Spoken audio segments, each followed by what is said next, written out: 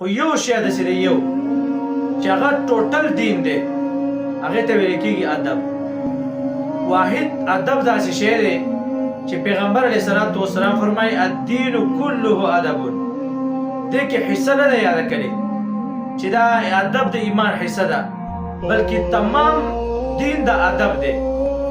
نو ادب یو داسې شی دی چې تاسو وګورئ په دنیا کې کوم خلک چې کامیاب شوي دي، نو هغې شاته یو خو محنت دی، دویم ادب دی. کوم یو کس کې چې ادب وي الله رب العزت خامخا هغه ترقي ورکوي، او کوم یو کس چې بې ادبه وي نو الله رب العزت یې محرومه کوي. او په مخ د ځمکه باندې چې ټول نه اوله ګناه شوې ده، کله چې الله رب العزت اسمانونه فرشتې د هر مخلوقات پیدا کړه، د ټولو نه چې اوله ګناه شوې ده هغه بې ادبي ده.